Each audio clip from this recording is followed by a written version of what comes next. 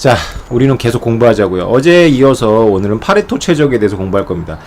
제가 이 책에는 되게 간략하게 파레토 최적하고 코제 정리를 같이 썼어요. 231페이지인데 공리주의라고 들어보셨죠? 공리주의라는 건 이제 행복이 많을수록 더 선한 거예요. 그래서 이 종교개혁 이후에 서구 문명이 굉장히 방황을 하죠. 그래서 종교개혁 이전에는 이제 카톨릭이라는 단 하나의 이제 종교 시스템 아래서 이제 옳고 그름이라는 게 이제 어쨌건 명확했잖아요. 그런데 종교개혁 이후에 이제 뭐 엄청나게 많은 이제 종교들이 막 탄생하고 뭐 전쟁도 하고 이제 그랬는데 정신사적으로는 굉장히 혼란 속에 있었어요. 특히 규범과 도덕률에 대해서는 그때로부터 지금까지 500년 동안 혁명이 지생되고 있다라고 보시면 됩니다. 그러니까 쉽게 말해서 인류가 방황하고 있는 거예요. 지금까지도. 그래서 도덕적인 문제에 있어서 지금까지도 방황 중에 있다. 보편적인 규범을 찾을 수가 없다. 이런 거죠. 그래서 많은 철학자들이 삼각형 내각의 합이 180도잖아. 이거는 삼각형 내각의 합이 180도인 것은 무인도에서 자라가지고 하나도 교육을 받지 않은 그런 소년을 데리고 이치를 설명해줘도 동의를 받을 수 있고, 무슬림 철학자한테도 동의를 받을 수 있고, 기독교 철학자한테도 동의를 받을 수 있고, 뭐 카톨릭 철학자한테도 동의를 받을 수 있고, 또 무신론자 철학자한테 동의를 받을 수 있으니까 이런 이성을 이용해서 공평 타당한 그런 윤리 철학을 만들 수 있을 거라는 그런 기대를 가지고 있죠. 그게 이제 근대 이성 운동이라고 보시면 됩니다. 그런데 그 기획은 지금까지는 그렇게 썩 성공적으로 보이진 않아요. 그러니까 만약에 우리가 진짜로 그런 옳고 그름, 이제 옳은 삶, 좋은 삶 이런 거에 대해서 만약에 인류가 종교나 나이나 세대나 성별이나 사회에 처해지는 뭐 계급이라고 말할 수 있고 경제적 처지와 무관하게 다 누구나 동의할 수 있는 그런 명제가 있다면 그 명제를 기반으로 해가지고 이렇게 윤리를 이렇게 쌓아 올릴 수 있거든요. 근데 그런 게 없는 거죠. 그래서 이제 그런 게 없다기보다는 이제 그런 거에 대해서 아직 합의가 완전하게 이루어지진 않은 거죠. 그래서 사회 체제가 갈라지고 정치 체제가 갈라지고 또 세대 간의 갈등도 있고 뭐 계속 그런 갈등이 있습니다. 어쨌건 공리주의는 행복의 총합이 큰 것이 선한 것이다. 그러니까 그 객관성에 대한 그 열망에서 나온 거죠. 그래서 개량이 가능하다라는 전제에서 모두의 행복이 더 커지는 것이 더 좋은 것이다. 이렇게 보는 관점이라고 볼 수 있어요. 이렇게 단순하게 다들 알고 있는데 그렇게 단순한 철학은 물론 아니죠. 굉장히 심오한데 어쨌건 뭐 굉장히 오해를 많이 받기도 하죠. 그런데 공리주의에 이제 여러 가지 이제 반론들이 있겠지만은 가장 이제 공리주의적인 반론은 뭐냐면, 그러니까 아예 공리주의에 대해서 동의하지 않는 그런 진영에서 반론이 아니라 공리주의 그래 오케이 그럼 객관적일 수 있겠네. 도덕률도 그렇게 행복의 총합이 큰 것 쪽으로다가 이렇게 생각을 하면 그래도 보편타당하고 객관적인 기준을 세울 수 있겠네라고 하는 쪽에서도 문제를 제기할 수 있는 거예요. 그래서 어떻게 그 행복을 메저먼트 할 것이냐.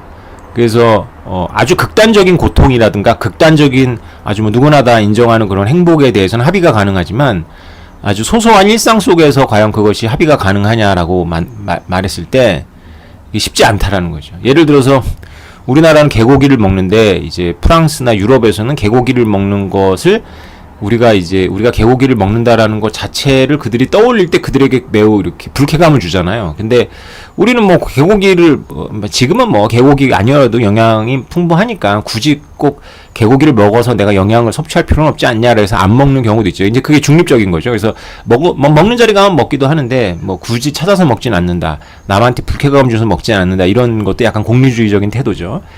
내가 먹어서 얻는 행복보다 내가 먹는 거를 남들이 봤을 때 잃어버리는 행복이 훨씬 크기 때문에 이제 자중하는 거죠. 그러나 뭐 나는 개고기 꼭 먹어야 돼. 이런 분들 아직 있으니까 이제 우리나라에도 개고기를 파는 곳이 있잖아요.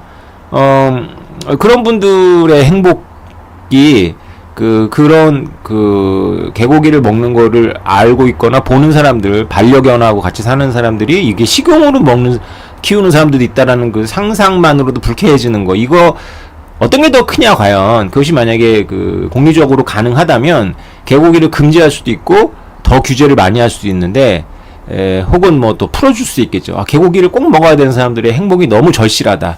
근데 이것이 객관화되기가 되게 어렵잖아요. 그죠? 그래서 뇌파 검사를 하고 뭐 이런 상상도가 공리주의에 관련한 그런 철학 교과서에는 꼭 나오죠. 그 계측 가능성이 공리주의의 이제 그 공리주의적인 접근에서의 이제 치명적인 문제일 수 있죠. 아, 그것에 대해서 이제 19세기 이탈리아 경제학자인 파레토가 아주 재밌는 그런 흥미로운 그리고 굉장히 의미 있는 그런 걸 찾죠. 그러니까 뭐라고 얘기해야 될까요? 굳이 뇌파 검사 안 해도 된다는 거예요. 굳이 뇌파 검사할 필요 없고 공리주의적인 그 최적이 가능한데 그거를 이렇게 정리해서 수학적으로 정리해서 하나의 명제를 만들면 어떤 명제가 만들어지냐면 책에도 썼지만 누군가의 행복을 다른 누군가의 후생을 뭐 행복이라고 생각하시면 됩니다. 다른 누군가의 후생을 감소시키지 않고서는 누구의 후생도 증가시킬 수 없을 때 이것은 최적 상태다 이렇게 말한 거죠. 굉장히 말이 좀 어렵죠. 그러니까 이게 긍정문으로 써 있지 않고 부정문으로 써 있습니다. 그래서 누군가의 행복을 감소시키지 않고 서는 다른 누군가의 행복을 증가시킬 수 없을 때 이때가 이제 최적인 거죠. 한 가족이 한 5인 가족이 이제 그 외식을 하러 간다고 생각을 해봅시다. 이탈리아 레스토랑을 갈 건지 아니면 불고기 가서 불고기 전골을 먹을지 이렇게 선택을 해야 되는데 엄마 아빠는 불고기가 좋고 아이들 3명은 이제 그 파스타 집이 좋아요. 그러면 아이들 3명의 파스타 집이니까 뭐 다수결라면 아이들 3명의 파스타 집을 갈 텐데 만약에 불고기를 먹는 사람이 이런 제안을 하는 거죠. A4 용지를 다 꺼내라. 그래서 A4 용지를 다 꺼냈더니 아빠가 이제 이상한 사람인 거예요. 저 안 해봤어요. 제가 이제 강의 때 학생들한테 이제 이렇게 문제를 해결할 수 있다 이렇게 알려만 줬지 제가 해본 적은 없습니다. 파스타를 먹을 행복을 그 가격으로 쓰고 그 다음에 불고기를 먹을 행복을 가격으로 쓰라는 거죠. 그리고 각자 엄마 아빠도 가격으로 씁니다. 그래서 예를 들어서 세 자녀 중에 뭐 한 명은 파스타를 먹을 때 행복이 10,000원, 두 명은 10,000원이었고 한 명은 8,000원이었어요. 그리고 불고기를 먹을 때 행복이 2명 10,000원 쓴 학생들은 10,000원 쓴 자녀들은 8,000원이고 8,000원 쓴 아이는 7,000원이었어요. 그리고 저는 이제 아빠는 이제 불고기를 먹을 때 행복이 10,000원이고 파스타를 먹을 때 행복이 7,000원. 엄마는 불고기를 먹을 때 행복이 15,000원이고 좀 특이해요. 그래서 파스타를 먹을 때 행복이 5,000원이다. 이렇게 합시다. 그래서 뭐 지금 계산이 저도 지금 헷갈리는데 하여튼 한식을 불고기를 먹는 데의 가족의 총 행복이 45,000원이고 파스타를 먹는 데의 가격이 총 행복이 40,000원이에요. 그러면 어제 우리가 했던 코지의 정리에 의해 가지고 이게 뭘 먹게 될까요? 한식을 먹게 됩니다. 불고기집에 가게 돼요. 왜냐하면은 아빠하고 엄마가 그 보상을 해주는 거죠. 자기가 파스타를 먹는 것보다는 한식을 먹었을 때 행복에서 파스타를 먹을 때 행복 빼는 것만큼 이익 중에 일부를 자녀들한테 돈으로 주는 거죠. 그럼 자녀들이 파스타하고 불고기하고 2,000원 차이였는데 아빠 엄마가 3,000원씩 주니까는 그러면 불고기를 먹을 수 있는 거죠. 그렇게 해서 이제 불고기를 먹으러 가게 되는 거죠. 이게 이제 어제 얘기했던 이제 코지의 합인데, 코지가 이제 나중에 나왔습니다. 이제 파레토가 먼저 만든 거예요. 그래서 파레토의 최적 때문에 이제 코지의 정리가 나올 수 있는 거죠. 그러면, 파레토의 최적이 왜 가능했냐면은, 파스타를 먹는 결정에서, 한식으로 바꾸면, 그러니까 파스타를 먹으면 온 가족이 어쩌고저쩌고 해가지고 합이 40,000원이라고 해줘, 행복이.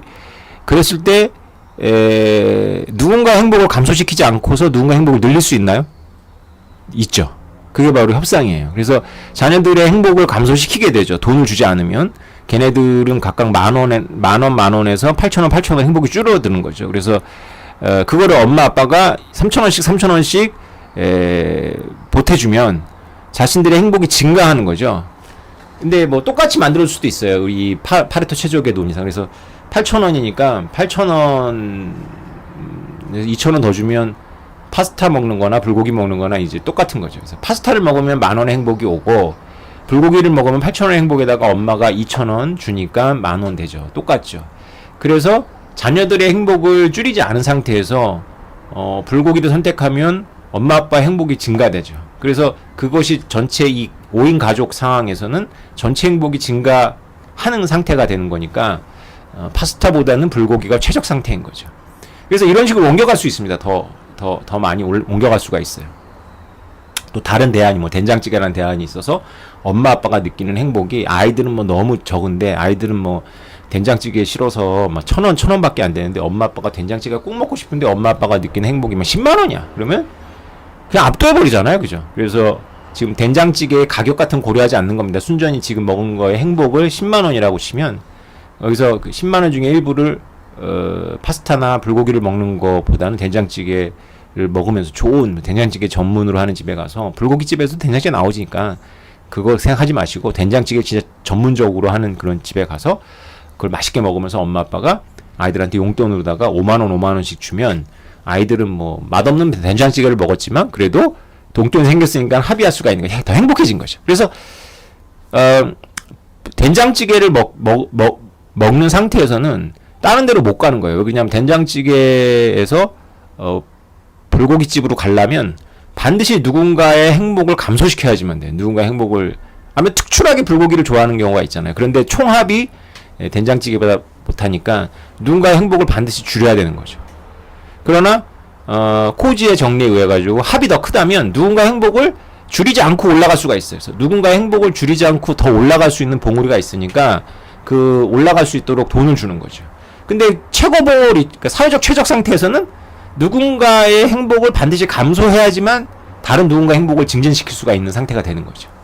자, 이것이 이제 파레토 최적입니다. 머리 되게 좋죠. 그래서 일일이 이렇게 그 뇌파 검사를 해가지고 조사하지 않아도 되는 거죠.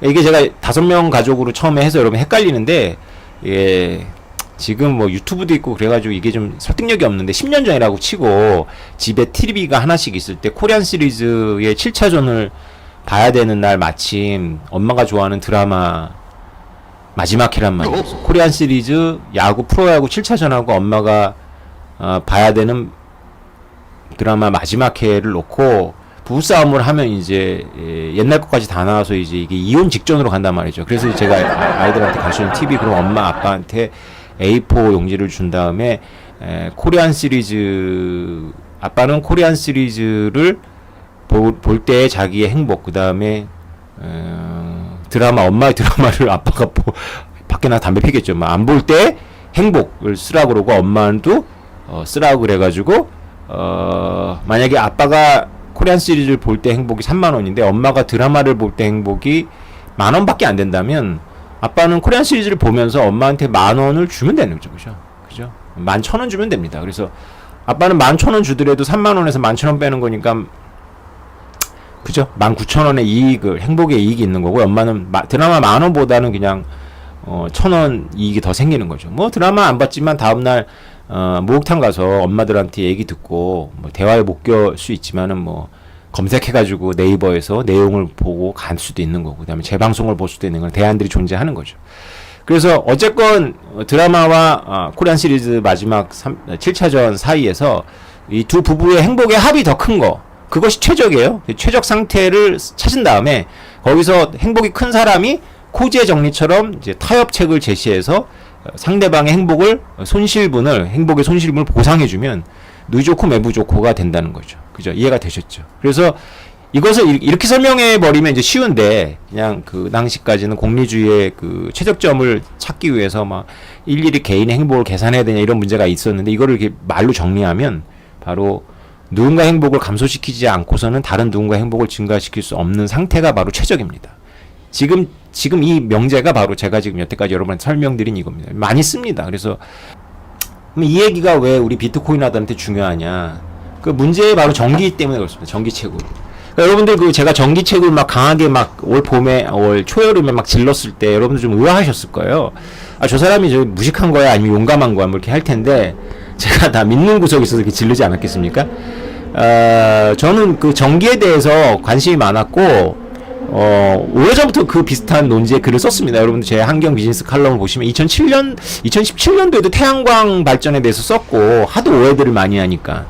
그래서 그거는 제가 말한 대로 되게 되어 있어요. 그 네이버 보니까 저기 제 댓글 보니까 정말 이게 뭐라고 해야 돼? 이건 경제학적 사고 능력이 부족하신 분들이 너무나 용감하게 저한테 반대되는 댓글을 막 쓰셨더라고요. 제가 뭐 일일이 대답하기는 좀 그렇고 그분들은 나중에 흑역사 될 텐데 좀 빨리 본인 스스로 지우는 게 우린 좋아요. 이렇게 전시되어 있으면 나중에 교육용으로 좋겠죠. 예.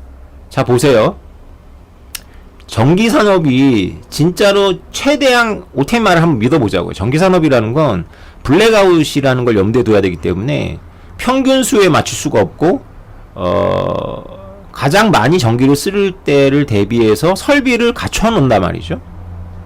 그렇죠? 설비를 갖춰 놓은 상태예요. 그래야 블랙아웃이 없으니까. 그런 상태에서 남는 설비, 이제 남는 전기라고 그랬더니 이제 전기를 좀 아시는 분들이 발전 산업을 좀 아시는 분들이 피크타임 아닐 때는 전기를 생산 안 한다는 거죠. 오케이, 뭐 그리드를 빼놓을 수도 있어요. 그런데 수력 발전소에도 터빈 안 돌리는 거죠. 그런데 설비 개념으로 생각하셔야 됩니다. 한계 비용 개념이기 때문에. 그래서 고정비는 이미 들어가 있는데 한계 비용이 거의 제로거든요. 그래서 한계 비용이 없는 거예요. 전기를 더 생산하는데 그냥 안 할 뿐이죠. 자, 오케이. 그런 상태에서 발전소들이 중국의 발전소들이 보일러물 전기를 안 쓰는 낮에 뭐 피크 타임이 아닐 때 보일러를 끄지 않단 말이에요. 식혔다가 다시 때우면 훨씬 더 에너지가 많이 들어가서 계속 끓여놓은 상태가 된다는 거죠. 원자력이 특히 그런 것 같아요. 그런 상태에서 전기를 저장할 수 있는 능력이 효율이 엄청 떨어진다고 봤을 때 지금 그렇잖아요. 그죠? 그런 상태에서 최적인가요 이게? 최적이 아니잖아요. 왜 최적이 아니죠?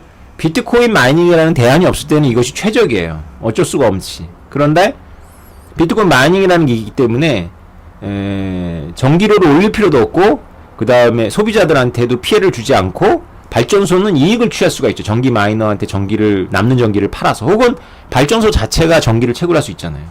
근데 안 하는 거죠. 최적으로 갈 수 있는데 안 하니까 최적 상태가 아닌 거예요. 지금 중국이 최적 상태가 아닌 상태에서 이게 블랙아웃이 오는 겁니다. 한편 미국은 어떨까요? 미국은 지금 중국의 마이닝 업체들이 전부 미국의 텍사스 가서 가스 플레어라고 하잖아요. 액체 기름을 시추할 때 가스층이 있거든요. 그래서 가스를 먼저 시추를 하면서 그 중에 뭐 좋은 가스는 순도가 높은 가스는 모아가지고 이렇게 액화시키죠. 굉장히 강한 압력과 낮은 온도로다가 액화시켜가지고 그것을 이제 뭐 실어서 뭐 옮기죠. 왜냐하면 전기의 소비지하고 전기 생산지하고는 굉장히 거리가 멀기 때문에 비용이 되게 많이 들어가요 이게. 그래서 대부분 그냥 태워버려요. 그래서 시추공 위에 불꽃이 있잖아요. 이걸 가스 플레어라고 하는데 이 가스 플레어는 어차피 액화 연료를 뽑아내려면 태워버리는데 그것도 일종의 에너지원인데 그걸 만약에 거기다가 이제 채굴기를 달아가지고 이제 그 전기를 생산해 채굴을 한다면 채굴은 아무 데서나 할 수 있으니까 누구한테 피해 줬나요? 누군가 행복을 지금 감소시켰어요? 물론 이제 비트코인을 싫어하는 사람들의 행복은 감소시켰는데 그런까지 따지면 안 되는 거고요. 이 공리주의는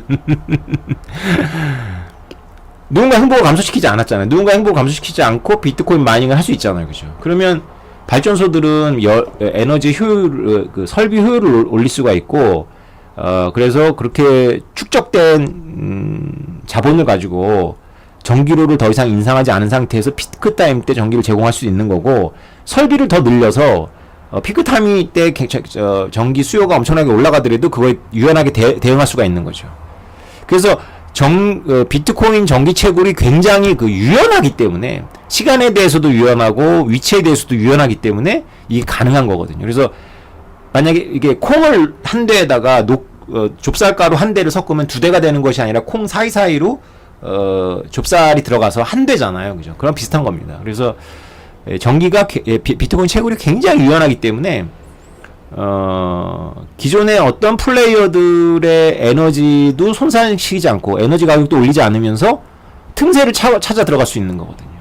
그런데 이제 발전소 입장에서는 이거를 해야 되는 거예요. 왜냐하면 최적 상태가 아니기 때문에 최적으로 가야 되죠. 그래서 그 발전 효율을 올려야지만 피크 타임에 대응할 수 있는데 지금 중국은 블랙아웃이 오는 게 피크 타임 때 오는 게 아니잖아요. 지금 그냥 발전소들이 지금 뭐 환경 문제 이런 것 때문에도 그렇지만 그냥 안 되는 거예요. 그 가격에 이게 가격을 통제하니까 그 가격이 수지가 안 맞는 거죠. 그래서 그냥 전기를 생산 안 하는 게 적자를 줄이는 걸 수 있어요. 그래서 전기를 생산 안 하는 게 적자를 줄이는 것보다는 적자를 내더라도 생활 전기는 공급을 하고 이익은 비트코인 채굴해 가지고 그 비트코인으로 얻으면 되지 않냐. 이제 여긴 전제가 있죠. 비트코인 생산이 다른 이제 해를 끼치지 않았을 때, 그러니까 무해했을 때, 비트코인이라는 것 자체가 무해하다거나 비트코인 생산이 다른 해를 끼치지 않았을 때 비트코인을 채굴하는 전기 업체들이 비트코인을 채굴하는 것이 최적이에요. 채굴하지 않는 것이 최적이 아닌 거죠. 왜냐하면 채굴하지 않은 상태면 바로 여기 어긋나잖아요. 다른 누군가의 후생을 감소시키지 않고서는 누군가의 행복을 증가시킬 수 없을 때가 최적인데 지금 발전소들이라든가 원래의 전기 소비자들의 행복을 감소시키지 않고 또 있는 설비하고 남는 전기 가지고 비트코인 채굴해서 비트코인도 강건하게 하고 발전소도 더 이익을 얻을 수 있는데 안 하니까 최적이 아닌 거죠. 그죠? 그래서 이렇게 그 코제 정리에 의하면 거래 비용이라든가 이렇게 그 규범이라든가 이렇게 우리들의 관념 이런 거추장스러운 건 아니고 꼭 필요한 규범도 있으니까 그런 것들이 없는 상태에서는 이렇게 더 최적화된 거래가 이루어진다는 거죠. 자발적으로 시장이 알아서 지능이 있으니까. 그래서 저는 이 논쟁 오래 안 갈 거라고 봐요. 금방 끝난다. 올해 벌써 뭐 미국의 분위기가 원자력 텍사스로 엄청 가잖아요. 가스 플레어 찾아서 가고 그 재생 에너지냐 아니냐는 별로 중요하지 않아요. 여기서는. 왜냐하면 재생 에너지가 아니면 어쩔 건데 어차피 지금 석탄하고 가스 가지고 전기 설비 했는데 여러분 전기 안 쓸 거예요? 여러분이 환경을 생각해가지고 진짜 여름에 에어컨 없이 견디고 밤에 촛불만 가지고 여러분들이 공부할 수 있을 것 같아요? 낮에 태양열로 된 게 축전 기술이 충분하지가 않아서 밤에는 태양열로 안 되고 그럼 밤에는 TV 안 보고 에어컨 안 켜고 촛불만 나는 살 수 있다. 여러분이 지구 환경을 생각해서 재생 에너지를 가야 된다는 대의가 어느 정도 동의를 할 수 있는데 그 가는 과정이 지금처럼 이렇게 급격하게 가면 이제 못 갈 거예요. 오히려 반작용 때문에 이렇게 발전소들의 설비 효율을 높이면서 경영을 합리화하면서 더 최적 상태가 있으면 우리의 인습이나 관습을 벗어버리고 우리의 관념의 그 장애만 극복을 하면 코지의 합의가 일어나고 코지의 정리에 의해서 파레토 최적 상태로 가는 것이 바로 비트코인 채굴을 하는 것이다.